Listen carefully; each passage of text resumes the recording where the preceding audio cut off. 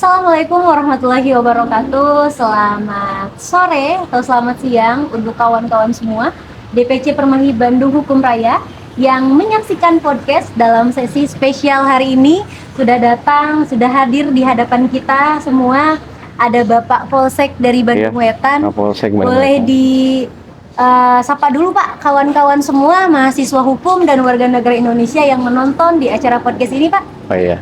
Assalamualaikum warahmatullahi wabarakatuh. Salam sejahtera bagi kita semua yang tercinta, saudara-saudara di luar pecinta podcast. Sekarang lagi musim podcast yang ada di seluruh wilayah Indonesia, khususnya Permai, Bandung.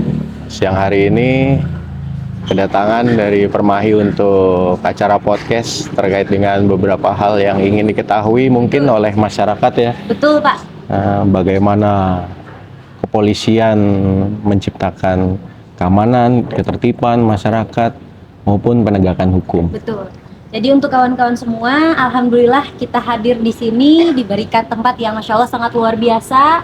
Di Polsek Bandung Wetan, tepatnya ada di Jalan Cihapit nomor di Jalan Cihapit nomor 7. Nomor 7 ya. Terus jangan lupa untuk kawan-kawan semua di subscribe channel YouTube kita DPC Permai Bandung Raya dan Instagram juga sama.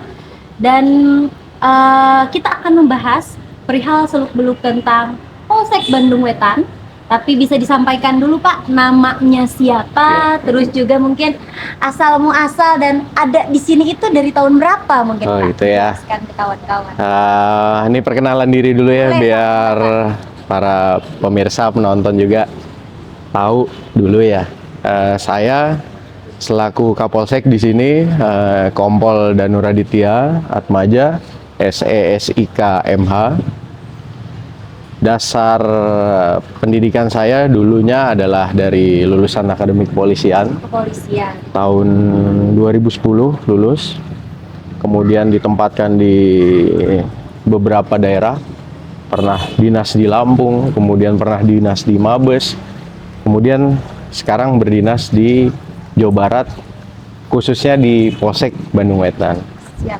Sudah. Itu di Lampung Pak? Ya, awal penempatan pertama dinas di Sumatera, tepatnya di Lampung. Jadi di sana dulu 6 tahun setengah kurang lebih berdinas dengan dinamika masyarakat yang sangat tinggi. Kemudian sekolah PTIK, Perguruan Tinggi Ilmu Polisian, tahun 2016 selama 2 tahun di Jakarta. Kemudian penempatan di Mabes Polri. Setelah di Mabes Polri 2 tahun ditempatkan lagi di Jawa Barat, dan di Jawa Barat sudah keliling, pernah di Polda, pernah di Kuningan, di Cirebon, kemudian di Bandung.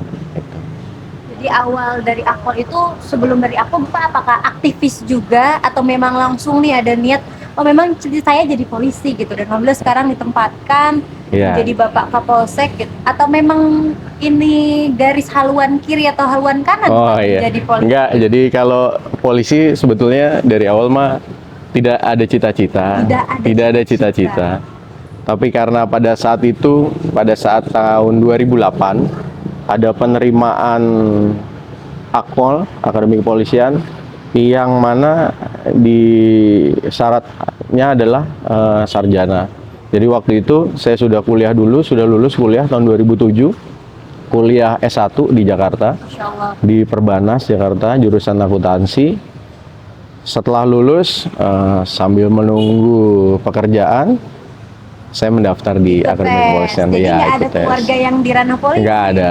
Jadi hal terbaik gitu ya, Panggilannya berarti Pak Danu. Atau mungkin Bang Danu biasanya kawan-kawan? Bang aja lah, nggak apa-apa. Bang Bang Danu boleh. Untuk semua yang menonton, alhamdulillah Pak Danu atau Bang Danu ini ada di Polres Bandung Wetan. Polsek Bandung Wetan. Polsek Bandung Wetan. Itu sudah berapa lama Pak? Kurang lebih di sini sudah 8 bulan. 8 bulan? Iya. Masa kerjanya? Masa kerja dari awal di Polsek Bandung Wetan itu misalnya dari 2022 sampai 2026. Iya, berarti kemarin tuh TR saya penempatan di sini sebagai Kapolsek tahun 2023. Bulan Juni kalau tidak salah. Bulan Juni. Ya, saya melihat kalau situasi di Bandung Wetan ini banyaknya kesibukannya adalah pengamanan aksi unjuk rasa ya. Oke, aksi unjuk rasa. Karena wilayah Bandung Wetan ini kan meliputi satu kecamatan, ada 3 kelurahan, mulai dari Taman Sari, Citarum, Cihapit. Yang mana wilayah Bandung Wetan ini termasuk kondusif.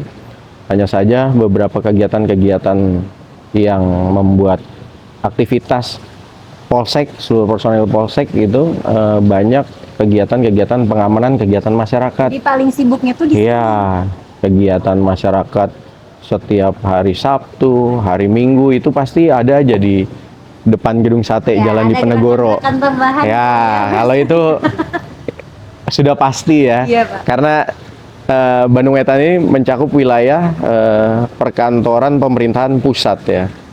DPRD provinsi ada di sini, kemudian gedung sate pusat pemerintahan provinsi Jawa Barat ada di sini, kemudian Kejaksaan Tinggi gitu, ada PT UN, ada Pengadilan Negeri. Jadi sifatnya kita sering mengamankan kegiatan masyarakat khususnya aksi unjuk rasa. Siap. Gitu. Kalau mungkin dalam locus delictusnya Pak, Bapak kewenangannya di Polsek Bandung Wetan itu menaungi berapa kelurahan atau berapa kecamatan gitu Pak, yang ya wilayah Bapak itu dari mana ke mana gitu. Jadi kawan-kawan tuh bisa tahu, oh ternyata batasan dari Polsek Bandung Wetan tuh dari sini ke sini. Ya, kalau kita meliputi 3 kelurahan. 3 kelurahan. Ya, dari Taman Sari, Citarum, Cihapit. Penduduknya kurang lebih 35.000 orang. 35.000. Memang kalau kita lihat dari idealnya polisi 1:300, kita masih belum ideal karena personil di Bandung Wetan ini 50 personil. Terbatas ya? Ya, termasuk sedikit karena kalau kita lihat idealnya mestinya kalau 36.000 penduduk ya dibagi 300 ya sekitar 120 lah. Tapi itu bukan kendala bagi kita karena di sini juga personil Polseknya sangat militan. Iya. Sudah sangat teruji, sudah sangat tangguh. Kredibilitas. Nah, presisi, iya. kan ya? Kita sudah sangat terbiasa menghadapi hal-hal yang sifatnya kegiatan masyarakat yang dinamis ya. Yang kemarin kita banyak mengamankan kegiatan tuh waktu aksi unjuk rasa buruh, mahasiswa, omnibus law, ya kan, pokoknya seperti itu semuanya sudah gitu. Iya. Jadi kalau untuk hal ini memang kayaknya tenggernya Polsek Bandung Wetan ya, tentang unjuk rasa, ada hal-hal yang urgensi itu langsung terjun ke lapangan.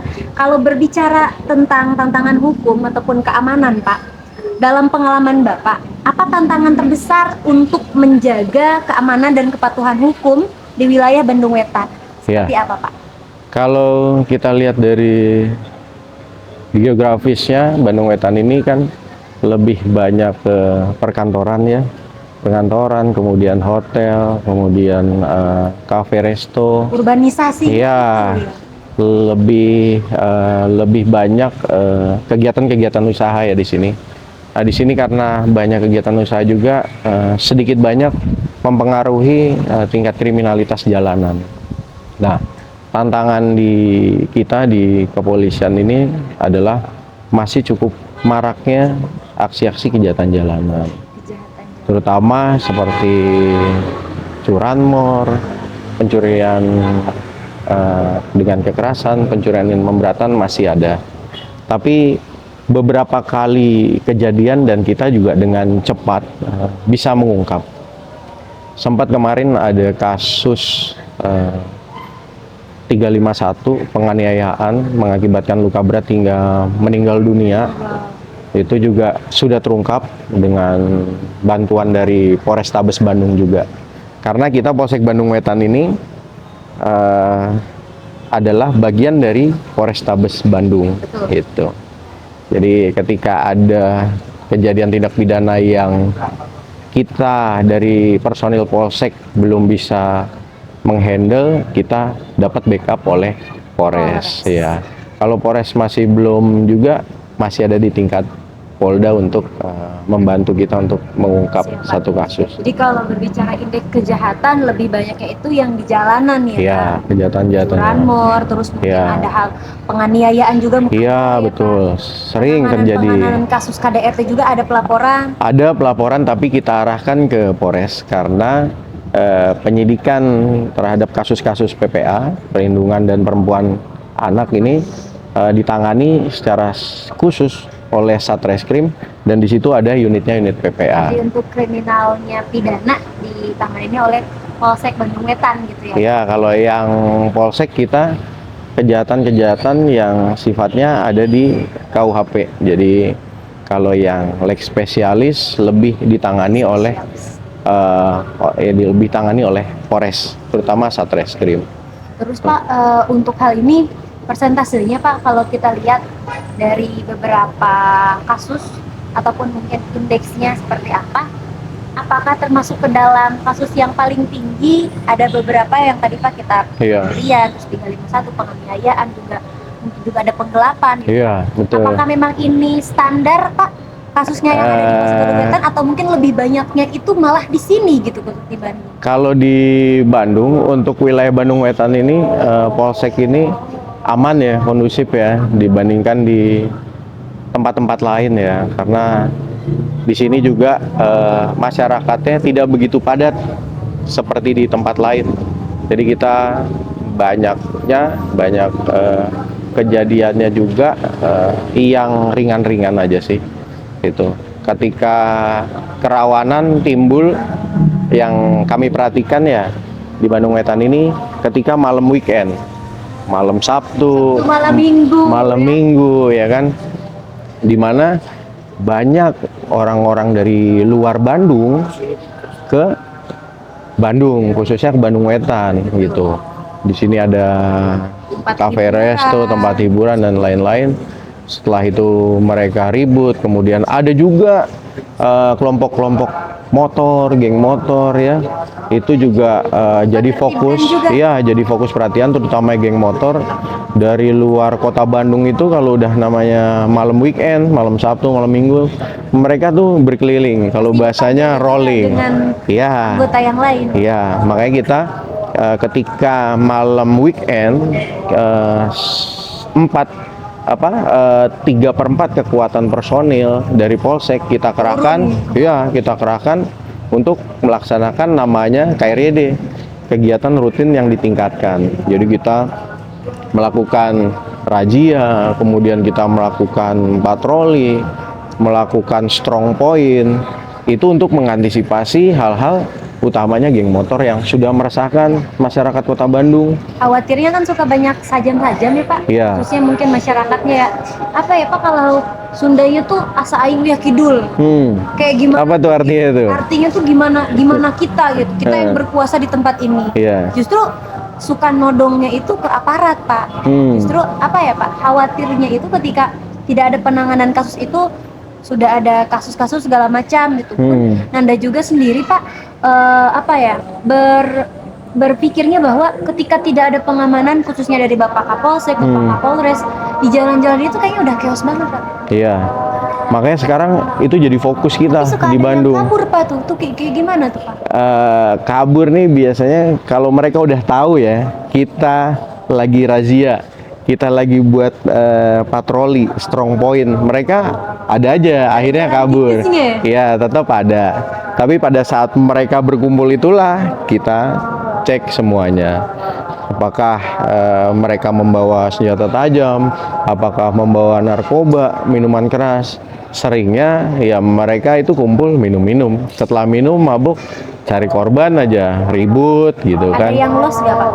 Ya kalau los mah pasti ada ya. Cuma tetap kita sebagai pencipta keamanan dan ketertiban masyarakat pasti akan lebih fokus ke yang ada. Tapi kalau mereka lolos ya sudahlah, daripada kita kejar terus akhirnya jatuh membahayakan dirinya sendiri kan. Nah udahlah. Berarti perihal untuk penanganan di sini kawan-kawan sudah mengetahui langsung dari Bapak Kapolseknya ternyata memang banyak yang dilakukan khususnya di jalan raya. Iya. Lantasnya apa yang menjadi kerawanan, apa yang menjadi hal-hal yang bisa bersifat keranah pidana mungkin ya Pak. Betul. Kita masyarakatnya juga bisa untuk paham tahu ada Bapak di sini yang memang mengamankan khususnya di daerah Bandung Wetan itu ya Iya. Pak, yang memang wilayah-wilayahnya itu strategis Betul. untuk dilakukan ya hal-hal yang bersifat kriminal seperti itu. Betul. Kalau masuk ke dalam kolaborasi yang tadi disampaikan tentang tantangan keamanan, mungkin Anda ingin bertanya Pak, kerjasama dengan komunitas khususnya dalam mahasiswa hukum ataupun organisasi Polsek Bandung Wetan, apakah sudah melakukan kerjasama atau mungkin kita adalah orang pertama gitu ya Pak, limited edition nih DPC Permai Bandung Raya, atau sebelumnya sudah ada gitu Pak? Kalau dari mahasiswa kita sudah sangat dekat dengan mahasiswa HMI ya. HMI. Karena kantornya juga masuk wilayah kita Dekat kan ya, Pak, gitu, ya? Cihapit ya. Ini Jalan Cihapit nomor Cihapit. 7, itu 17. Nah, 17 sudah tetanggaan kan. Jadi kita sudah sangat dekat dengan mahasiswa-mahasiswa HMI khususnya. Kita sering adakan aksi olahraga bersama, Masya Allah. futsal ya kan. Ya hubungan sudah erat, jadi ketika ada sesuatu yang ingin disampaikan dari Bapak mahasiswa. juga senior kita Pak, Kanda Yunda juga tidak? Oh iya. Siapa? Bapak, apakah HMI juga Oh dulu nggak ikut. tapi kerjasama terjalin erat ya? Iya. Dulu kalau waktu mahasiswa ya demo-demo juga, tapi nggak ikut organisasi IMB-nya. Itu. Jadi bukan hanya di DPC-nya, ternyata memang karena dekat dengan HMI cabang Bandung, jadi sudah banyak melakukan kerjasama dari Polsek Bandung Wetan, seperti itu ya. Terus ada peran nih Pak, peran kepolisian dalam meningkatkan kesadaran hukum. Sebenarnya bagaimana tanggapan Bapak dalam kepolisian yang memang membantu dalam kesadaran hukum di masyarakat, terutama di lingkungan wilayah Bandung Wetan? Nah, perlu dijelasin sedikit ya. Polsek Bandung Wetan ini terdiri dari 50 personil, 50 polisi ya. Polisi ini. Di sini ada unit patroli, ada unit Binmas, ada unit intelijen, ada unit reserse. Ini semuanya melakukan tugas tupoksinya masing-masing. Terutama ada juga, unit lantas. Unit lantas. Jadi kita sesuai dengan Undang-Undang Kepolisian, Undang-Undang Nomor 2 Tahun 2002, penciptaan Harkamtipmas, pemeliharaan keamanan ketertiban masyarakat serta penegakan hukum. Kalau unit patroli, setiap hari kendaraan kita ada 2 kendaraan yang berkeliling di wilayah Bandung Wetan ini. Apabila ada kejadian, quick responnya dari Cepat. Ya, quick response sangat cepat. Penanganannya cepat. Nah, presisi gitu. Nah, presisi. Kemudian ada unit reskrim, reserse. Ketika ada timbul ataupun terjadi satu tindak pidana, kita langsung respon. Misalkan ada terima laporan by phone, itu ada yang panggilan lewat pesawat HT, kita langsung ke TKP. Kita cek TKP gitu. Semaksimal mungkin kita ungkap pelaku kejahatan tersebut. Kemudian unit Binmas. Nah, unit Binmas ini lebih ke preemptif, ke preventif. Jadi kalau kita melakukan preemptif dan preventifnya sangat maksimal, otomatis kejahatan itu akan berkurang. Meminimalis. Iya, karena kita tutup kesempatan-kesempatan yang ada. Gitu. Celah-celahnya ya. Jadi sebenarnya Bapak pun dengan tim sudah tahu statutanya ataupun mungkin tindakan-tindakan yang akan terjadi. Ya kira-kira nih sekarang nih minggu-minggu ini khawatirnya rawannya ini. Ya, ini sudah bisa sudah terpetakan lah. Sudah dipetakan lah. Itu kan nggak semua Pak, nggak semua atasan ataupun mungkin sekelas Bapak Polsek sendiri bisa mengetahuinya Pak, karena kedekatan internal dengan pemimpin ataupun dengan atasan bawahan itu harus terjalin erat. Betul. Karena memang ini 50, jadi semuanya itu pasti teamworknya, kerjasamanya. Iya. Masya Allah bagus banget. Sangat militan. Polsek Bandung ini sangat militan. Sudah teruji lah. Kita apresiasi sekali dan mungkin berterima kasih Pak. Salah satu hal yang bisa meminimalisir kejahatan itu dilakukan juga oleh Polsek Bandung Wetan. Iya. Nah, jelasin tadi belum. Masih unit Binmas ya kan? Masih Binmas. Binmas, jadi ada kita programnya polisi RW. Jadi semua anggota personil kita ditugaskan untuk apabila ada permasalahan di RW, kita Ada juga mengetahui ada polisi RW. Keren. Selain Babin Kamtipmas, kalau Babin Kamtipmas itu polisi kelurahan. Tuh. Ada 3 Babin Kamtipmas di wilayah Bandung Wetan ini dan semua berjalan sudah sangat-sangat baik. Kemudian ada unit intelijen. Unit intelijen ini memetakan kerawanan atau potensi-potensi yang akan terjadi ke depan. Tadi yang disampaikan Mbak Nanda tadi kan. Jadi kita harus tahu nih ketika besok ada kegiatan apa, kita CB atau yang kita lakukan cara bertindak kita udah harus tahu.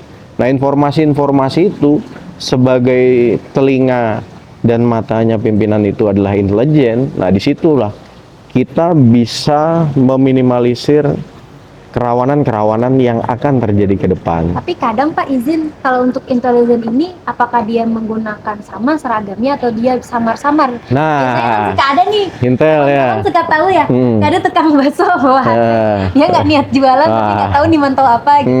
Orang-orang itu memang seperti itu. Iya, kalau di kepolisian itu kan ada yang uniform, ada yang non uniform. Yang non uniformnya itu yang tidak berseragam itu ya reserse, ya intelijen. Jadi tidak terlihat gitu, tidak terlihat Tapi bahwa ada itu sebenarnya di daerah polisi. itu ada. Gitu hati-hati untuk memantau ya. situasi. Jadi ketika mahasiswa-mahasiswa unjuk rasa, kita pun juga ada yang memantau. Oh ini aman ya, oh iya ya kondusif ini gitu enggak, kan. Oh, siap. iya. Dan ada yang berarti nggak pakai seragam juga ada. Ada banyak gitu. Itu tugasnya intelijen. Kemudian setiap ada kegiatan-kegiatan masyarakat juga harus melaporkan juga ke intelijen. Karena ketika masyarakat melaporkan apa yang akan mereka kerjakan kegiatannya gitu, kita lakukan pengamanan. Jadi wajib kita lakukan pengamanan namanya kegiatan masyarakat. Tapi memang udah disetting untuk harus seperti itu ya Pak? Iya. Mereka jualan dulu pura-pura apa, emang harus seperti itu?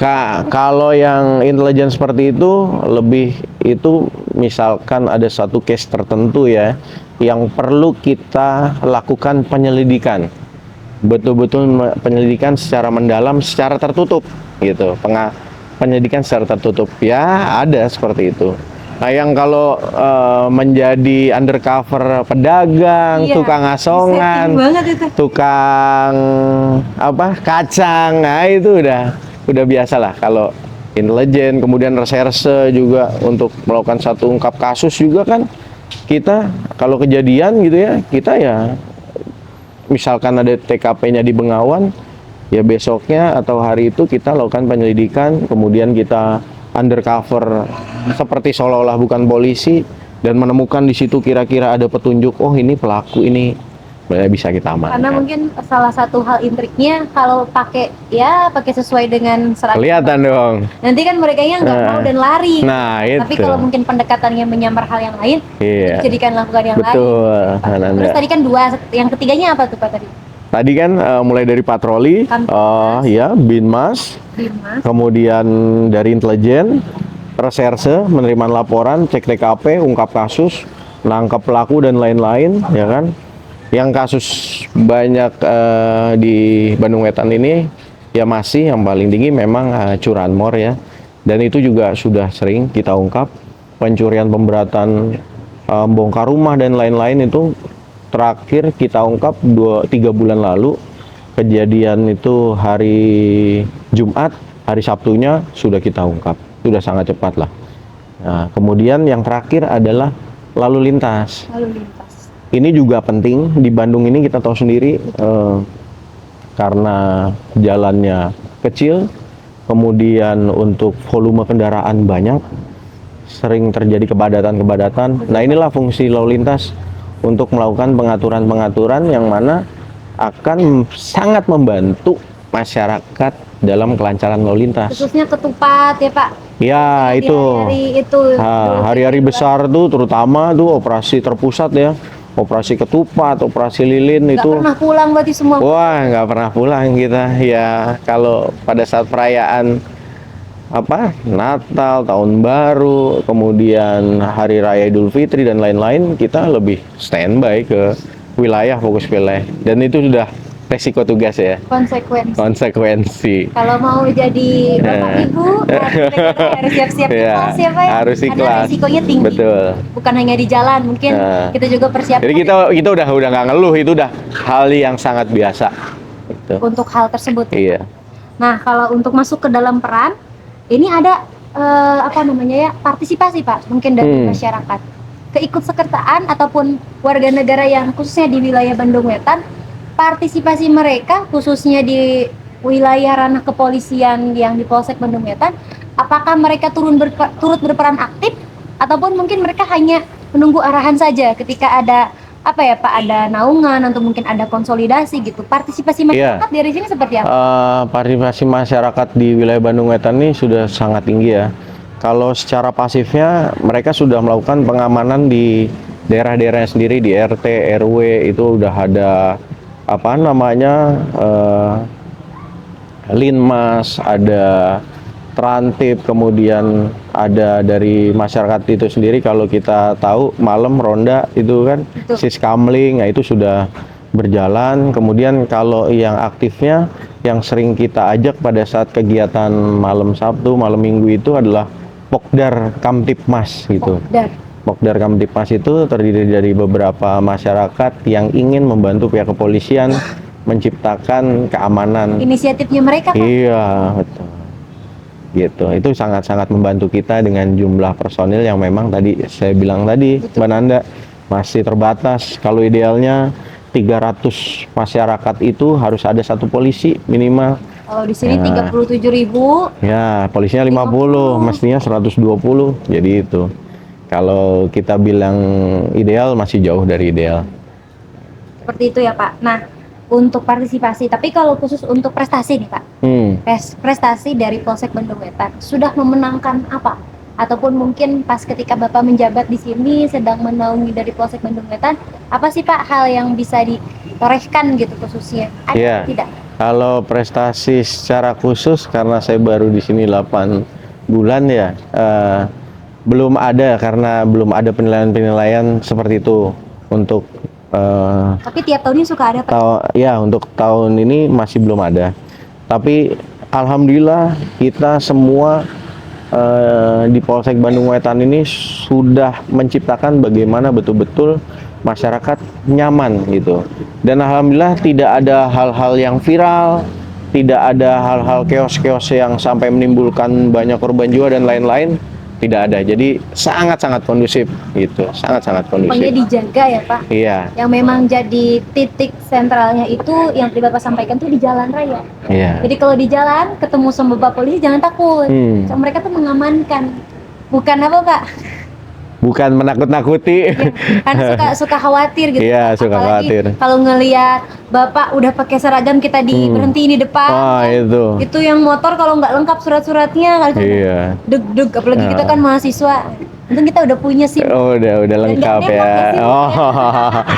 Keren berarti Mbak Nanda, keren. Nah, khusus untuk hal ini Pak, sebelum masuk ke dalam ranah kolaborasi, Bapak Danu khususnya sebagai Polsek Bandung Wetan punya hal yang ingin disampaikan Pak kepada warga negara, khususnya hal unik Pak selama menjabat. Mungkin bukan di sini, ada hal-hal yang nggak bisa Bapak lupakan gitu. Selama Bapak tadi di Lampung atau mungkin di yang lain, apa sih Pak hal keunikan yang selama Bapak menjadi polisi sampai sekarang? Ingat tuh hal momentum apa gitu Pak?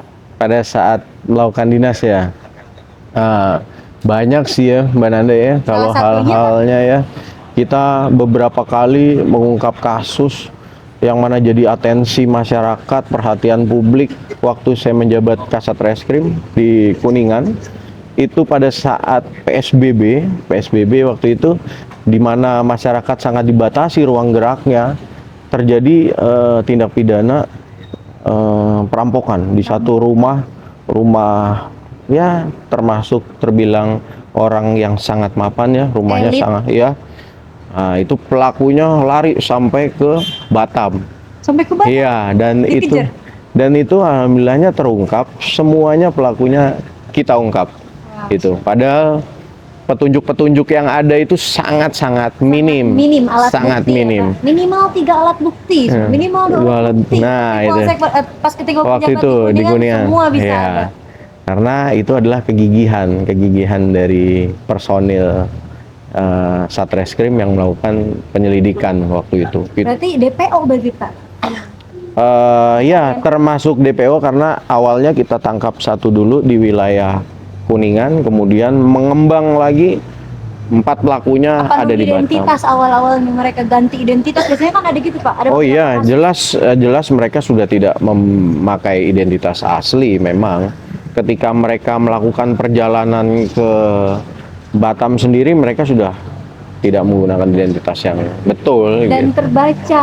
Iya, karena kegigihan kita melakukan olah TKP, nah itu luar biasa lah. Dan momen itu adalah momen pada saat saya ulang tahun pasnya. Itu kadonya. Nah, pas saya ulang tahun tanggal 5 Juni itu, Kode saya bisa 5 nangkap. Juni ke sini. Nah. Ulang tahun. Nah, dan kebetulan juga anak istri saya di Batam, karena istri saya berdinas di Batam. Waktu itu. Iya, jadi saya bisa merayakan ulang tahun. Setelah merayakan ulang tahun, saya nangkep pelaku, ya gitu kan. Kan salah satu hadiah besar ya Pak ya. Betul. Karena salah satu pencapaian. Tapi kalau anggap Pak, kasus tersebut sudah dilakukan pengungkapan, tapi tidak menemukan titik temunya Pak. Dari Bapak sendiri gitu sebagai yang mengawal kasus tersebut, apakah ada merasa diri bahwa kayaknya gagal nih, ataupun mungkin diri kayak nggak bisa lagi, atau cukup dengan hal tersebut gitu Pak, dicukupkan? Kalau kita sebagai kepolisian ya, itu tidak boleh gampang mudah putus asa sebetulnya. Karena setiap kejahatan yang terjadi pasti menimbulkan jejak. Walaupun jejak itu kecil gitu. Kalau kita telaten ya kalau bahasa Jawanya, pasti ketemu jalan terangnya. Selain kita memang pasti berdoa juga lah ya. Tapi kalau nggak ketemu Pak, memang bener dianya gampang untuk memainkan kita gitu. Memang nggak ada, memang udah nggak bisa ketemu lagi alat bukti yang lain gitu. Sampai ke dalam ranah penyelidikan pun belum bisa gitu. Seperti apa Pak?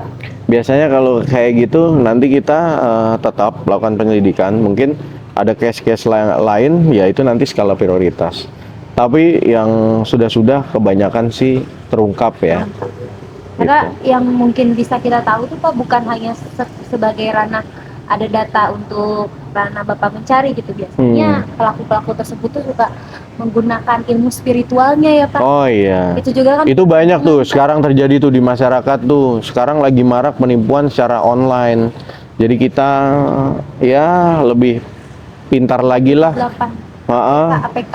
Menggunakan gadget ya. Ketika kita menerima sesuatu kiriman APK ya kan, aplikasi ataupun file-file dan lain-lain, dan kita download atau kita buka, sudah keretas semua kita. Ya itu yang bisa dibilang sering scamming itu ya. Makanya kalau kejahatan konvensional sekarang sudah sangat maju gitu, dan mereka juga sudah sangat canggih, sudah sangat cepat.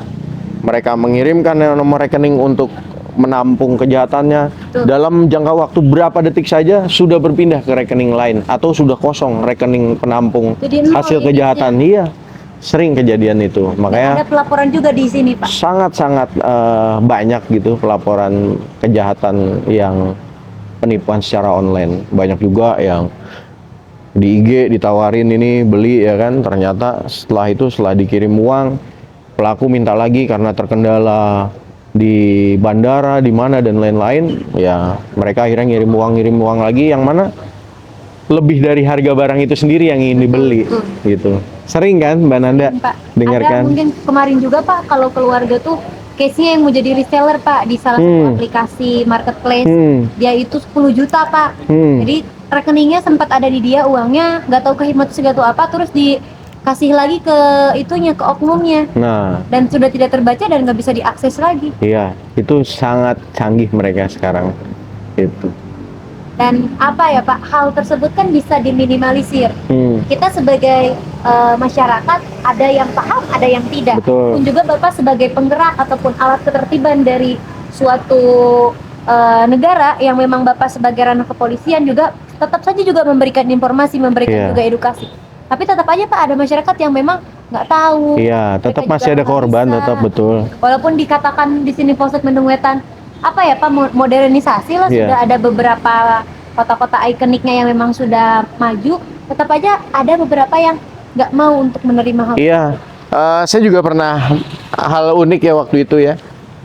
Saya ke suatu pertokoan yang mana di situ ada ATM. Ya, Di ATM itu saya lihat gerak-gerik ibu ini kok sangat mencurigakan gitu ya.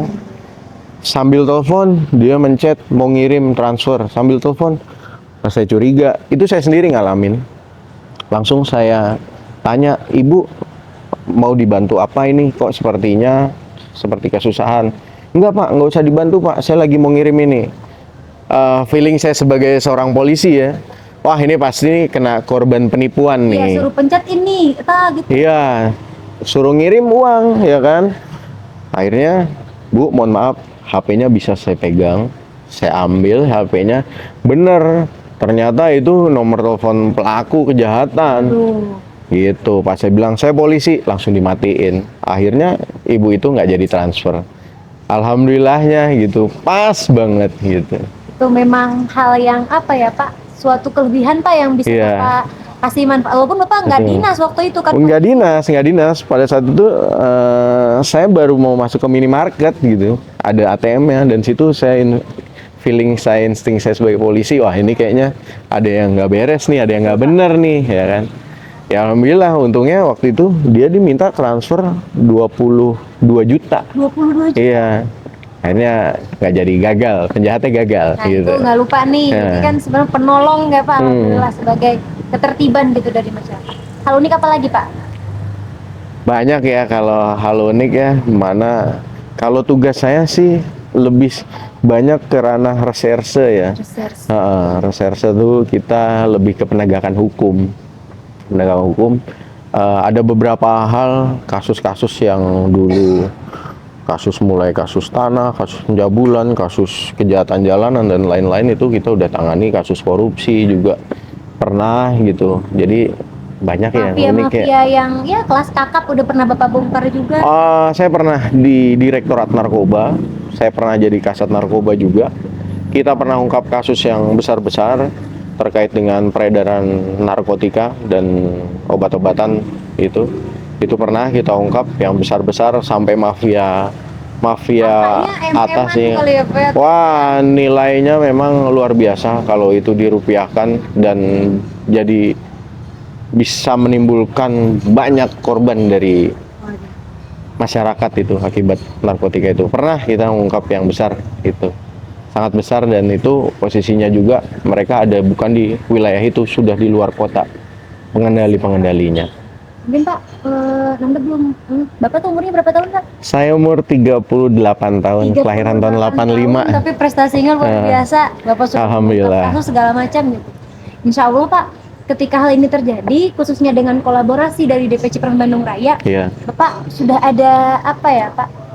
Kira-kira proyekan ataupun mungkin hal-hal yang bisa kita bantu juga, apakah akan ada kemungkinan kita berkolaborasi selain juga kita melakukan podcast? Nah, pingin sih saya sebetulnya dengan mahasiswa-mahasiswa khususnya HMI yang lebih ke bidang hukum ya. Iya Pak. Karena saya selaku polisi di sini sebagai praktisi, kemudian adik-adik mahasiswa ini kan masih dalam tahap belajar teori ya. Betul Pak. Bagaimana kita harus menegakkan hukum ini yang manfaatnya harus berkeadilan. Dasolen sama dasennya kan kita Nah, gitu ya. Jadi kita tidak hanya penegakan hukum saja, tapi kita bagaimana lihat aspek-aspek itu, gitu.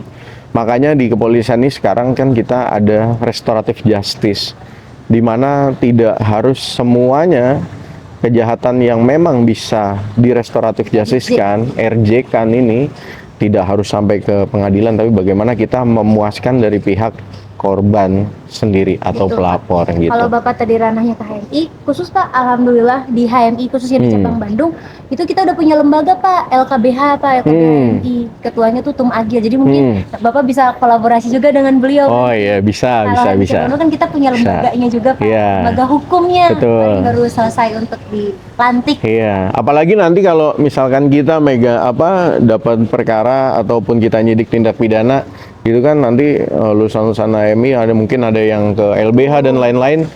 Ini karena tidak mampu kan biasanya LBH nih yang nangani nih, betul. tangani, ya kan gitu. Kolaborasinya Nah, terjalin. kolaborasinya Kalau mungkin Bapak terjalin. ada edukasi juga ke masyarakat, kita juga bisa ikut membantu Pak, Iya. turun gitu. Mungkin Bapak hanya ada 2 atau 3 karena terbatas tadi hanya 50, jadi bisa untuk digaungkan lagi Pak ke DPC Iya. PMI Bandung Hukum Bisa.